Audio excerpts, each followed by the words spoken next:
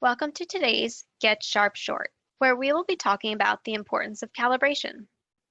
With ventilation being the most important part of a healthy building strategy, there are many new demand control ventilation solutions that have recently come to market using discrete sensing.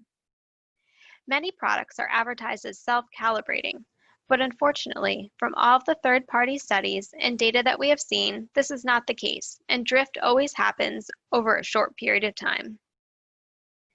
Before we get into calibration, it is important to note that Air Acuity's centralized DCV system uses one set of industrial-grade sensors housed in a centralized sensing suite.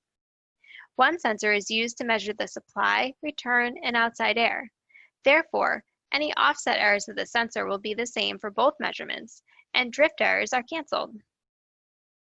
Even with the cancellation of offset drift, sensors drift slowly in other ways, such as with gain or linearity changes. This is why every 6 months, Air Acuity swaps out all sensors with a freshly calibrated set from our calibration laboratory. Our CalLab is critical to Air Acuity providing accurate sensing and calibrates over 7,000 sensors a year. Each sensor that comes into the lab goes through a full cleaning and traceable NIST, National Institute of Standards, calibration, plus a checkup of the sensor's health.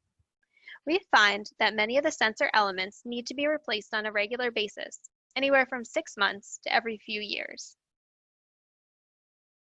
An example showing just how important it is to have a system with calibrated sensors is our case study on Meade County schools.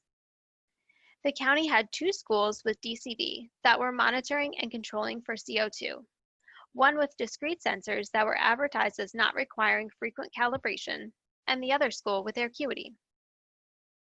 They had an upcoming renovation at the high school and wondered which of the 2 strategies would provide more accurate control for the life of the building, and they wondered if calibration of the sensors was really necessary. Technicians were sent to the school that used discrete sensors to examine the status of the sensors.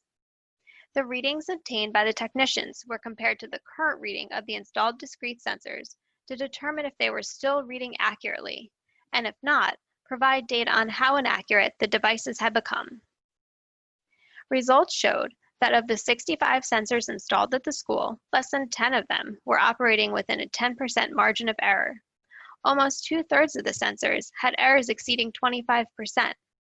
In fact, the average error across all sensors was 62%. After hearing the results, Air Acuity was implemented at the high school during renovations. The lesson is that calibration is key to accuracy, which is required for active air quality control and for confident reporting. When comparing life cycle costs of Air Acuity, it is actually the more cost-effective choice over discrete sensors as well. That's it for today, and for more information on Air Acuity, please visit www.airacuity.com.